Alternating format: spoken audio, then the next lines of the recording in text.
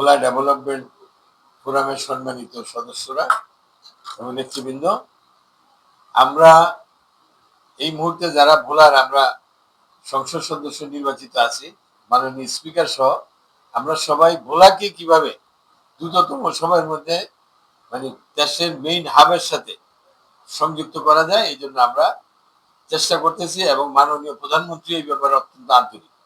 আপনারা ইতিমধ্যে জানেন যে ভোলা বরিশাল সেতু, বরিশাল ভোলা সেতু সম্বন্ধে প্রধানমন্ত্রী ঘোষণা দিয়েছেন এবং এটার কাজ চলতেছে প্রাথমিকভাবে, যাতে এটা আর আরেকটা সুখবর হলো যে নোয়াখালীর থেকে ভোলাতে আসার জন্য সেটাও লক্ষ্মীপুর হয়ে সেটাও ফিজিবিলিটি স্টাডি হয়ে গেছে, সেটাও আল্লাহ চাইতে হবে।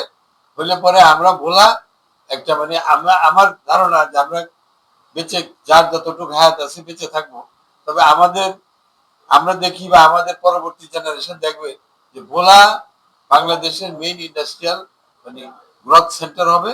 কারণ এই জন্য হবে যে ভোলা চতুর্দিকে পানি এবং এখানে দেশের দেশের সাথে এবং বিদেশের সাথে মালামাল পরিবহনের জন্য নৌপথই হলো সবচেয়ে সাশ্রয়যোগ্য আপনার পরিবহন কাজী এবং মাধ্যম। এবং ভোলার সাথে আপনার আমাদের গ্যাস ফিল্ড উন্নয়ন হইতেছে, আরো বিদ্যুৎ কেন্দ্র আরেকটা হইতে যেতেছে 225 মেগাওয়াট, এলএনজি টার্মিনাল হইতে যেতেছে, যাতে এলএনজি ভোলার থেকে গ্যাস পাইপলাইনে নেওয়া ডিফিকাল্ট, যার জন্য ব্যয় সাপেক্ষ।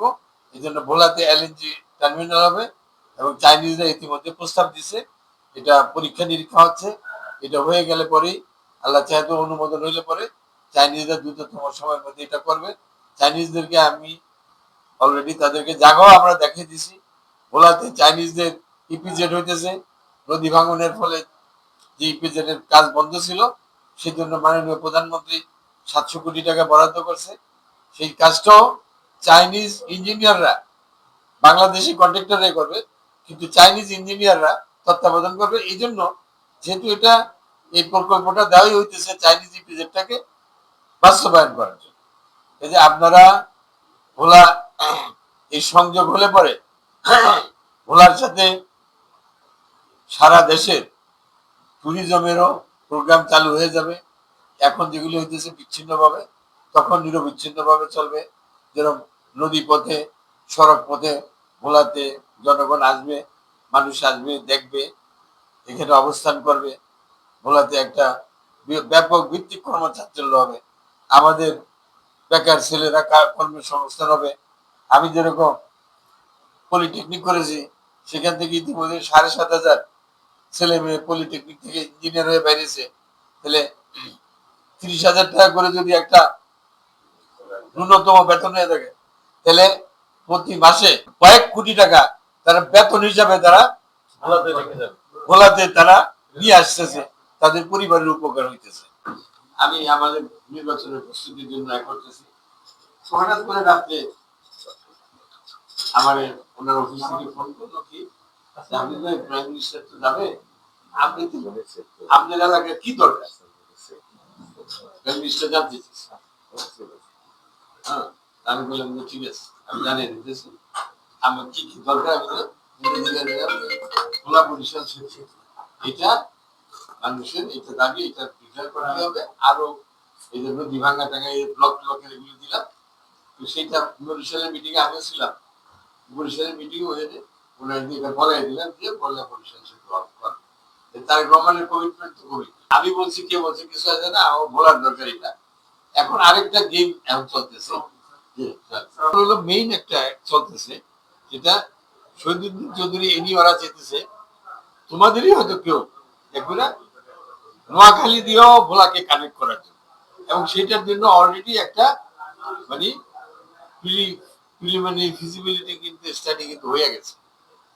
তো এইটা হলে আরো ভালো হয়, বরিশাল দিয়ে ঢুকো, এই দিয়ে বাইরে যাবো।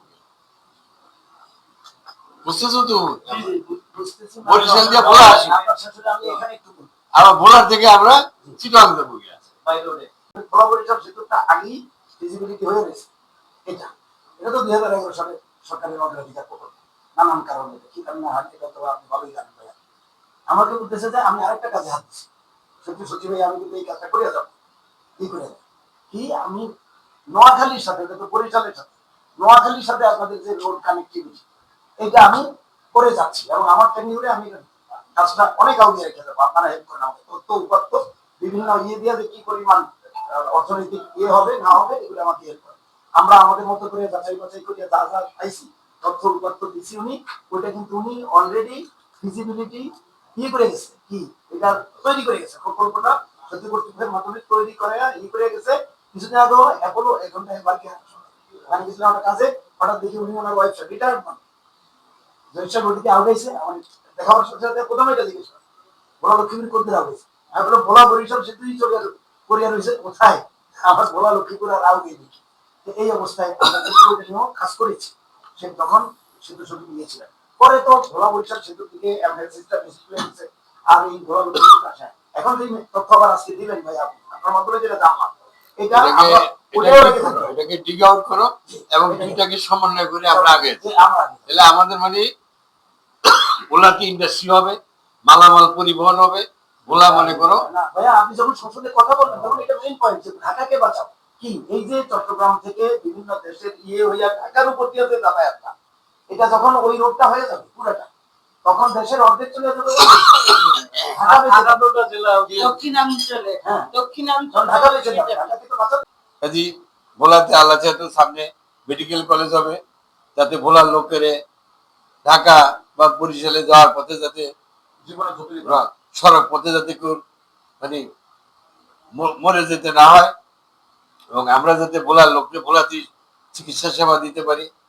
ভোলাতে আবার আল্লাহ চাহেতো ইউনিভার্সিটিরও শাখা খোলা হবে। আমরা সার্বিকভাবে চেষ্টা করতেছি ভোলাকে সব দিক দিয়ে আমরা ডেভেলপ করার।